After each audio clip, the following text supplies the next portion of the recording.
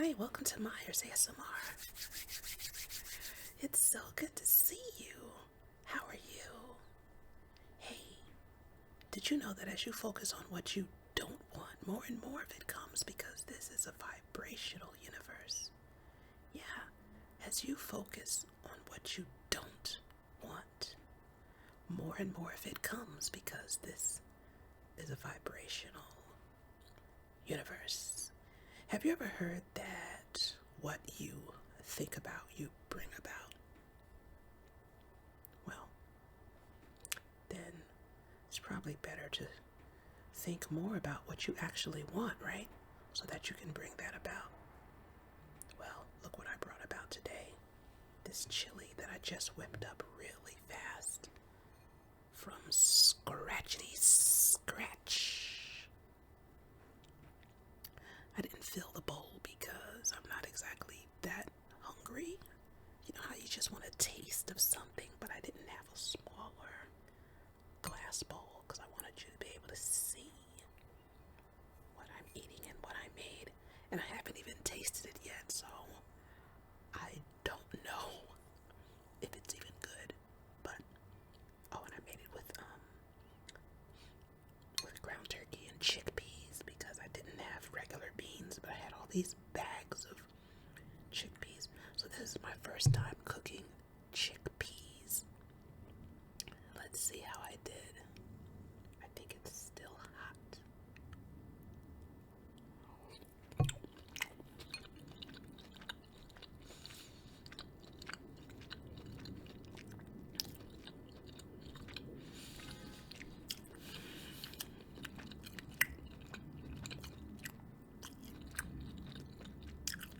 It's so freaking good, but let's be honest. This is not a complicated dish. And I've been making things like this for years, so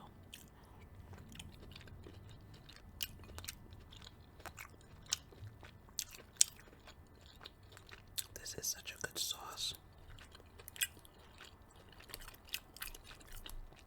You know, the sauce is everything.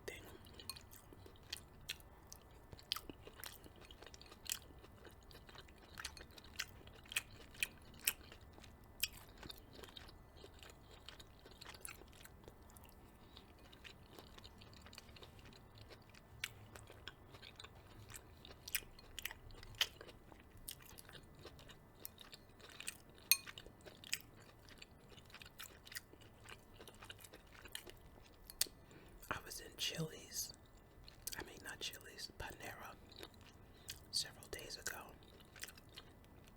And I had their chili. I tried to mimic whatever they did here, but it's not the same, but it's good enough.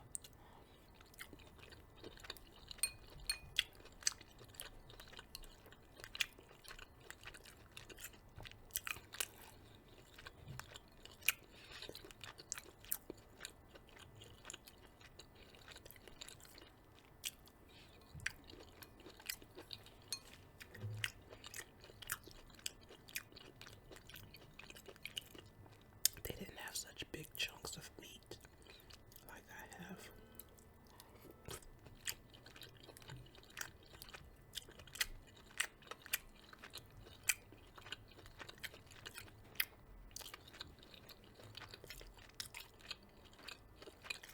And they had more beans. I think they had kidney beans.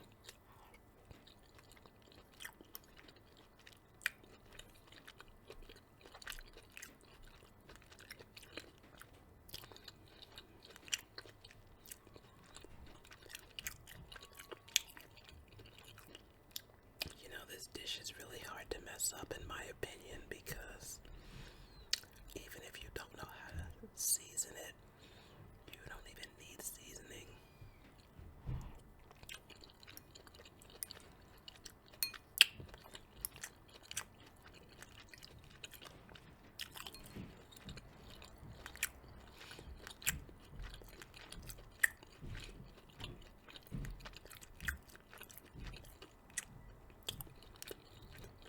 I put a dash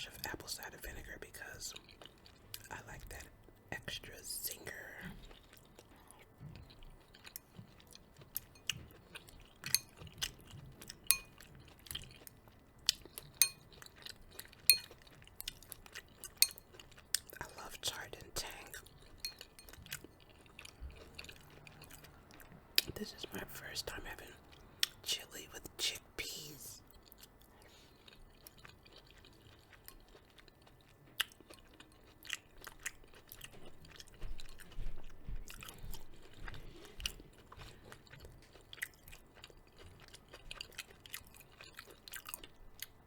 I mean, my only real complaint really is that I didn't chop up enough bell pepper and onion.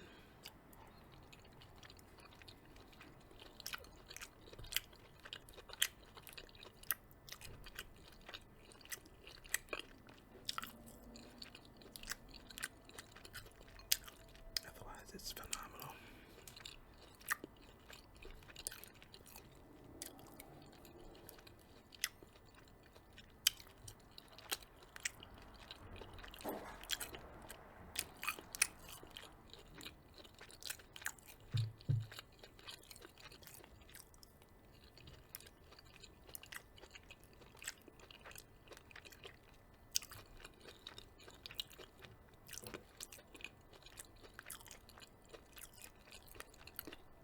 It has just the right hint of cayenne pepper.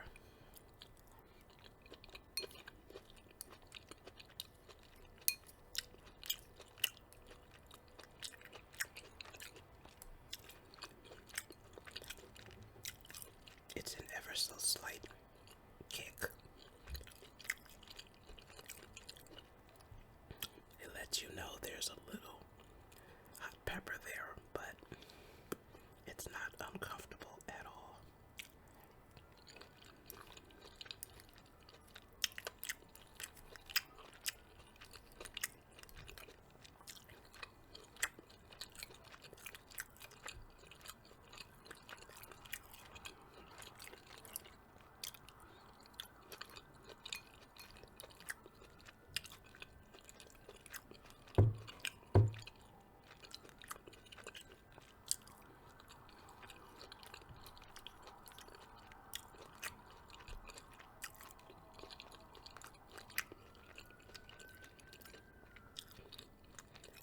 I put oregano.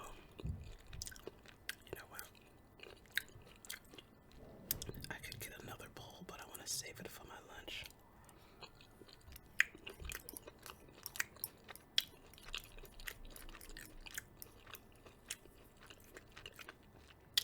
I can't remember the sauce. I think it's Prego.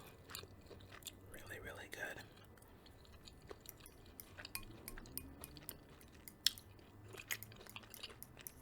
Prego traditional.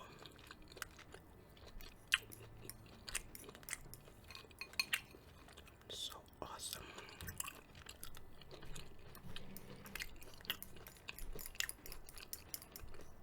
And of course you can add rice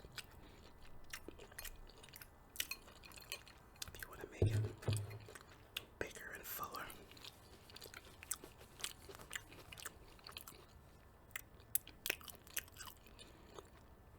Oh, it's getting hot in here.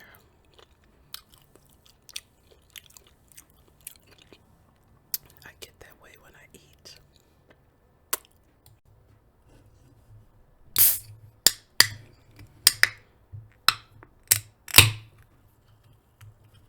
This is unsweetened seltzer. It's lime. We drink these a lot at work.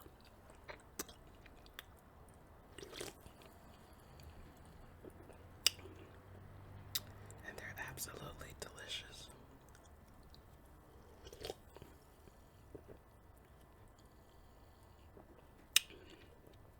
And if you're a fan of soda,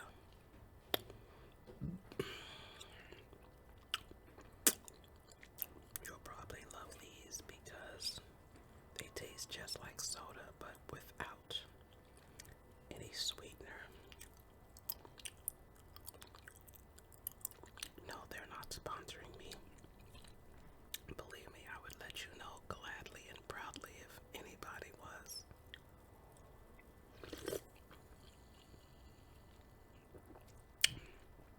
But there's no reason for me not to let you know what I'm drinking. It takes nothing away from me to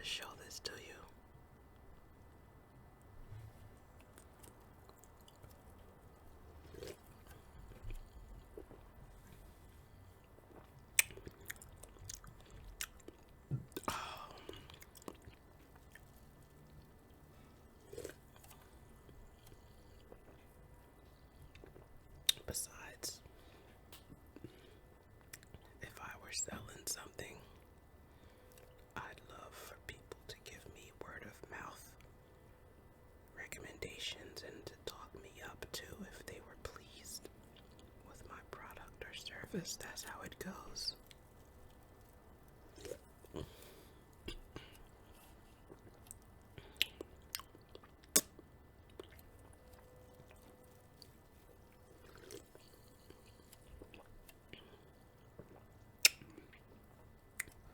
Oh, these are so good. And I'm not a soda drinker because of the sugar, but those I can drink. Well, let's get back to this great book called The Great Gatsby. Oh, look how far I've come. I'm like halfway through. I'm really proud of myself. You know, when a book is good, like you don't even realize how quickly you get through it.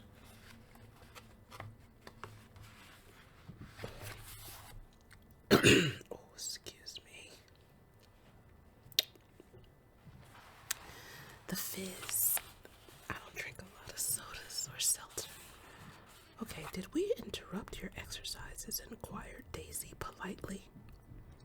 I was asleep, cried Mr. Clipspringer in a spasm of embarrassment. That is, I'd been asleep, then I got up. Killspringer plays the piano, said Gatsby, cutting him off. Don't you, Ewing, old sport? I don't play well. I don't hardly play at all. I'm all out of practice. We'll go downstairs, interrupted Gatsby. He flipped a switch. The gray windows disappeared as the house glowed full of light.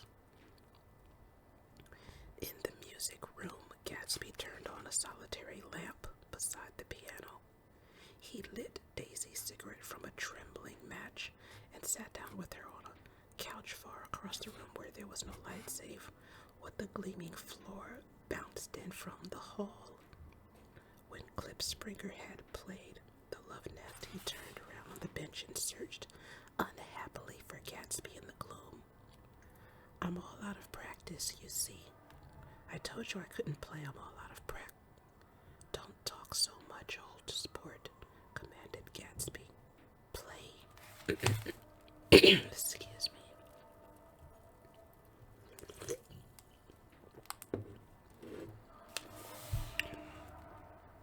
In the morning, in the evening, ain't we fun? Outside the wind was loud and there was a faint flow of thunder along the sound. All the lights were going on in West Egg now. The electric trains men carrying were plunging home through the rain from New York. It was the hour of a profound human change, and excitement was generating on the air. One thing's sure and nothing's surer. The rich get richer and the poor get children.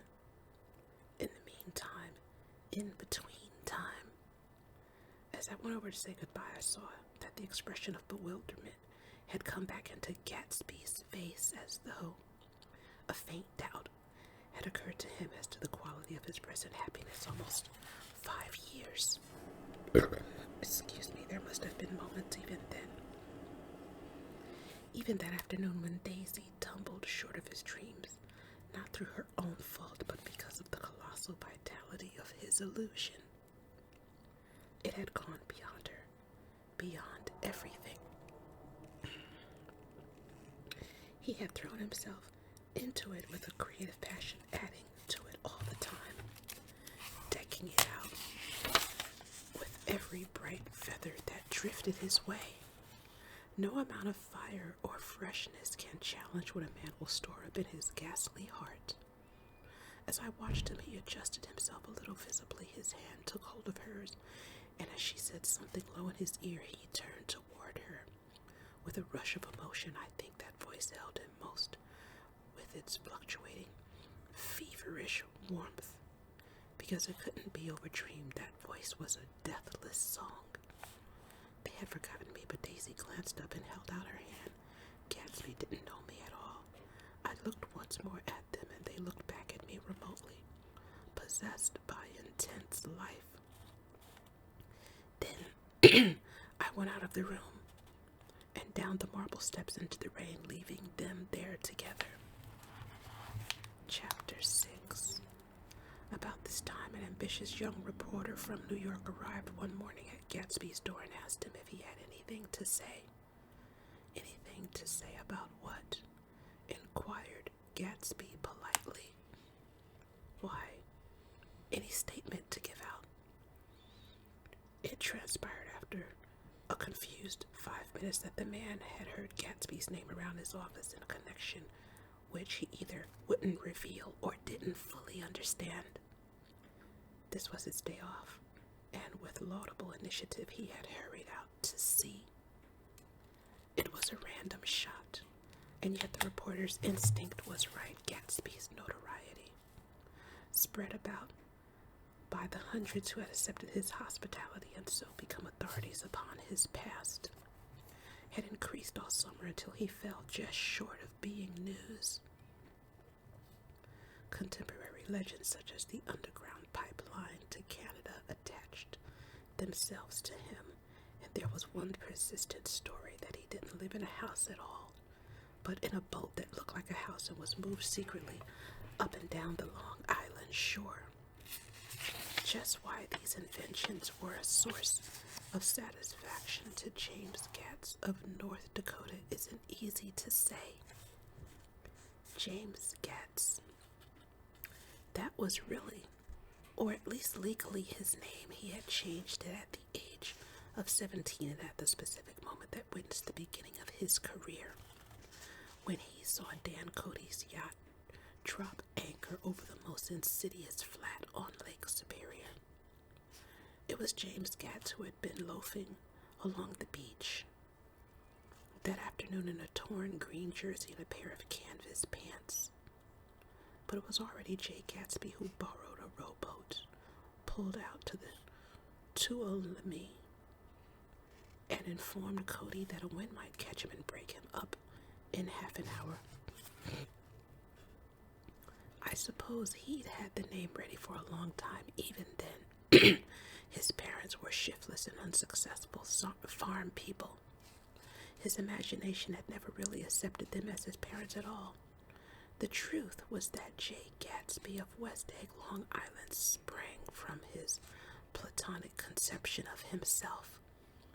He was a son of God, a phrase which, if it means anything, means just that, and he must be about his father's business, the service of a vast, vulgar, and meretricious beauty. So he invented just the sort of Jay Gatsby that a 17-year-old boy would be likely to invent, and to this conception he was faithful to the end. For over a year he had been beating his way along the south shore of Lake Superior as a clam digger and a salmon fisher, or in any other capacity that brought him food and bed. His brown, hardening body lived naturally through the half-fierce, half-lazy work of the bracing days. He knew women early, and since they spoiled him, he became contemptuous of them, of young virgins because they were ignorant, of the others because they were hysterical about things which in his overwhelming self-absorption he took for granted. But his heart was in a constant, turbulent riot. The most grotesque and fantastic conceits haunted him in his bed at night. A universe of ineffable gaudiness spun itself out in his brain while the clock ticked on the washstand and the moon soaked with wet light his tangled clothes upon the floor. Each night he added to the pattern of his fancies until drowsiness closed down upon some vivid scene with an oblivious embrace. For a while these reveries provided an outlet for his imagination, They were a satisfactory hint of the unreality of reality, a promise that the rock of the world was founded securely on a fairy's wing. Well, isn't that some rich prose? Just making a mark where I'm gonna pick up the next time. Hey, remember that as you focus on what you don't want, more and more of it comes, because this is a vibrational universe. As you focus on what you don't want, more and more of it comes, because this is a vibrational universe. Hey, if you like what I'm doing here, like and subscribe, donate to the cause. Catch me in the next video, and may you find lasting happiness.